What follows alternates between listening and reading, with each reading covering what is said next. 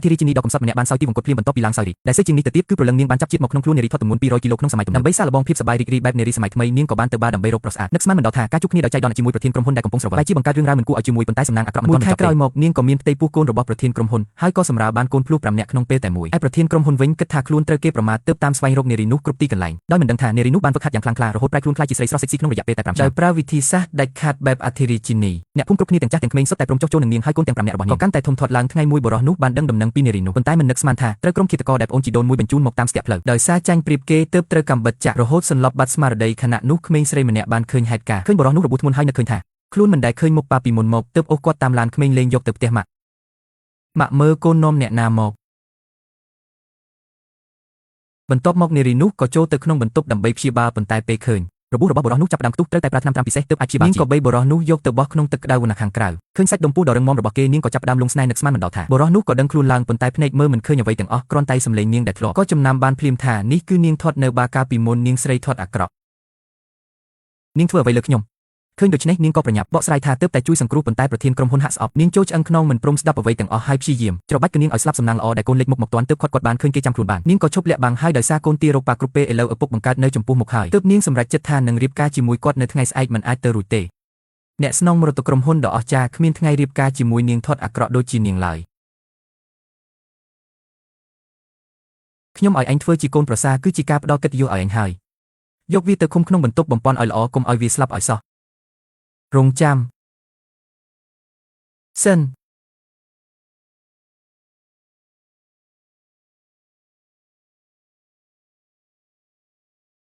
អូយលោកនាយកចឹងឲ្យរថយន្តដែលលោកលួចទៅនោះគឺជារថយន្តក្មេងលេងទេស្លាកលេខក៏គ្មានដែរទើបតែរកឃើញលោកប៉ុន្មានថ្ងៃនេះកុំបារម្ភអីខ្ញុំនឹងទៅជួយលោកឥឡូវនេះហើយ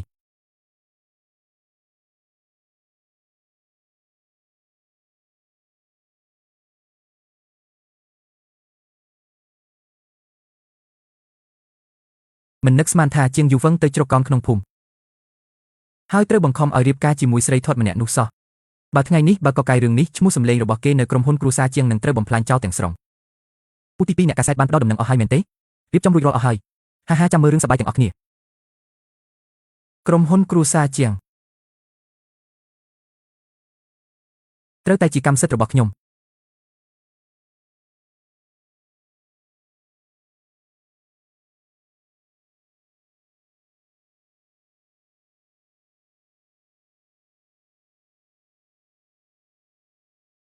វ៉ា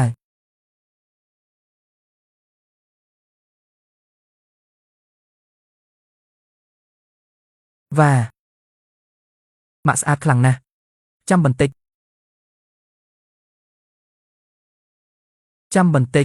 អ្នកស្អាតខ្លាំងណាស់ពិធីមង្គលការចិត្តចាប់ផ្ដើមហើយទៅផ្លាស់ឈុតឲ្យប្តីខ្ញុំផង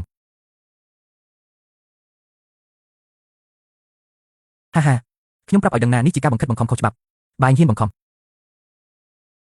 ឲ្យខ្ញុំរៀបការជាមួយឯងចាំមើលចុះខ្ញុំមិនលើកលែងឲ្យឯងដាច់ខាតកុំនិយាយច្រើនពេកទៅរៀបចំពិធីចូលរោងការទៅ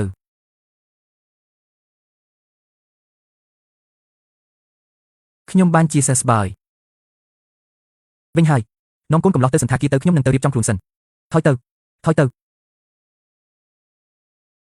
ឆ្ងាយណាស់ខ្ញុំត្រូវរកឡានមួយជិះទៅ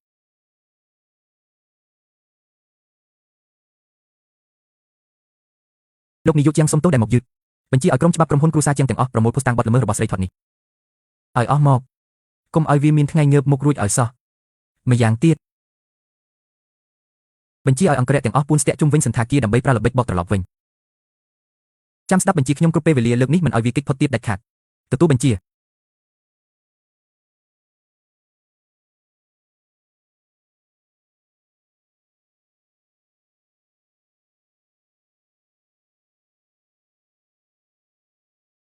កុំកម្រើកមកហើយមិនក៏ខ្ញុំមើលលេងឃើញម្ដងទៀតហើយបងប្រុសសូមអបអរសាទរខ្ញុំបាននាំអ្នកកាសែតមកពីជុំវិញទីក្រុងយ៉េងមកអបអរអាពាហ៍ពិពាហ៍របស់អ្នកយ៉េងឆាវគឺឯងមកដល់ទីនេះព្រមទាំងនាំអ្នកកាសែតមកទៀតមើលទៅឯងចង់យកការដែលខ្ញុំរៀបការជាមួយស្រីធាត់នោះមកធ្វើជាលេសដើម្បីបង្ខំឲ្យខ្ញុំប្រកល់សិទ្ធិស្នងរត្រកូលយ៉េងមែនទេយ៉េងឆាវគឺឯងមកទីនេះដើម្បីអ្វីក្នុងចិត្តឯងច្បាស់ជាងអ្នកណាទាំងអស់ក្នុងនាមជាសមាជិកត្រកូលយ៉េងយើងមកទីនេះដើម្បីជូនកាដូដល់មេដឹកនាំត្រកូលយ៉េងរបស់យើងនោះអីអ្នកណាខ្លះនៅទីនេះលើកកាដូឡើង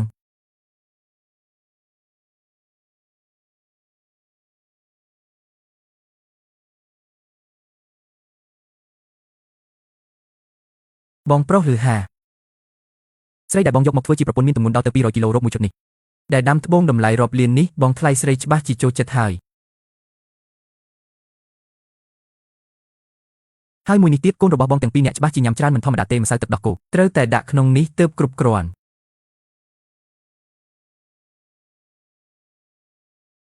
មិននឹកស្មានថាប្រពន្ធលោកប្រធានយ៉ែងក្នុងពាក្យចាំអារ៉ាមតាមពិតទៅជាស្រីថតទម្ងន់200គីឡូសោះមើលទៅចំណង់ចំណូលចិត្តរបស់លោកប្រធានយ៉ែងពិតជាពិសេសមែនរឿងនេះបើសិនជាលេចចេញទៅភាគហ៊ុនរបស់ក្រុមហ៊ុនយ៉ែងខ្លាចថានឹងត្រូវចប់ហើយនឹងហើយបានជាគាត់នៅ review ឆ្នាំបែបនេះតាមពិតទៅមានចំណងពិសេសសោះ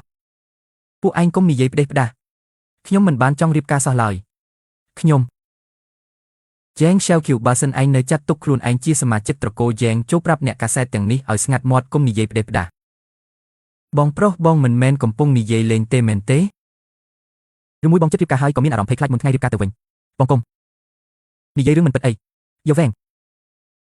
យើងទាំងអស់គ្នាដឹងថាបងចង់តែប្រញាប់នាំប្រពន្ធថតរបស់បងចូលផ្ទះឲ្យលឿនបំផុតនោះអីហាកូនសម្លាញ់ទាំងឡាយម៉ា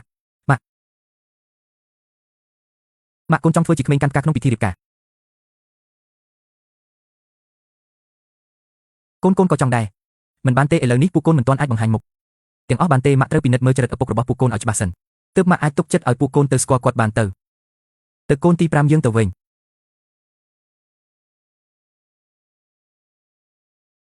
បងប្រុសម៉ាក់និងខ្ញុំមកដល់ហើយ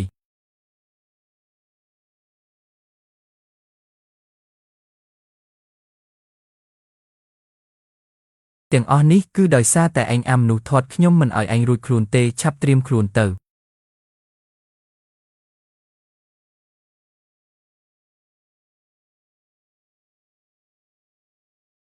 អ្នកកាសែតទាំងឡាយហេតុអ្វីមិនទាន់បើកទូរស័ព្ទឡាយផ្ទាល់ភ្លាមទៀតនេះគឺជាពិធីរៀបការរបស់លោកនាយកជាងត្រូវតែរៀបចំឲ្យអស្ចារ្យបំផុតតើមានរឿងបែបនេះទៅកើតយ៉ាងម៉េចអញឃើញទេតម្លៃភាគហ៊ុនរបស់ក្រុមហ៊ុនគ្រួសារជាងបានចាប់ដើមធ្លាក់ចុះហើយក្រុមហ៊ុនគ្រួសារជាងមានតម្លៃ20,000លានយកមកធ្វើជាថ្លៃបណ្ដាការឲ្យកូនក្រមុំថតនេះក៏ចាត់ទុកថាចាយលុយដូចក្រដាសដែរសម្រស់ស្រស់ស្អាតអីបែបនេះកូនបងឲ្យគ្រួសារជាងយើងអាចមានរឿងស្នេហាបែបនេះពិតជាកុំមករកបានណាស់បងយកប្រពន្ធថតបែបនេះងាយនឹងគេរិះគន់ណាស់បើបន្តឲ្យឯងគ្រប់គ្រងអាជីវកម្មគ្រួសារជាងយើងតើវាមិនសមរម្យទេដឹងចុះបើប្រគល់ឲ្យពូទី2គ្រប់គ្រងវិញទៅចង់បង្ខំឲ្យខ្ញុំប្រគល់សិទ្ធិមរតកគ្រួសារជាងឲ្យមែនទេកុំសង្ឃឹមឲ្យសោះស្រីធាត់បង្ហាញខ្លួនភ្លាមតម្លៃភាគហ៊ុនក្រុមហ៊ុនជាងនឹងធ្លាក់ចុះយ៉ាងគំហុកមិនខានដល់ពេលនោះឯងមិនប្រគល់ក៏ត្រូវតែប្រគល់ដែរហេតុអ្វីកូនក្រមុំនៅមិនទាន់មកដល់ទៀតឬមួយក៏ខ្លាចរហូតដល់មិនហ៊ានមកហឺអ្នកណាថាខ្ញុំមិនហ៊ានមកវ៉ា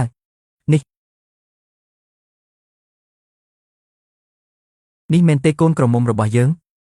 កូនក្រមុំមិនមែនជាមនុស្សថត់ទេស្អុយណាស់នេះវាគួរឲ្យស្អប់ខ្ពើមពេកហើយ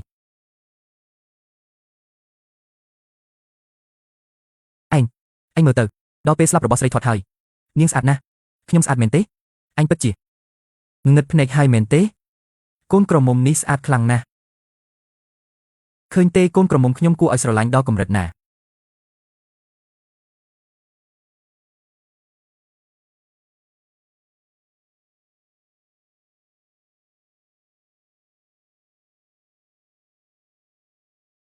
ចុចត្រង់ជ្រុងខាងឆ្វេងដើម្បីទស្សនាវគ្គពេញ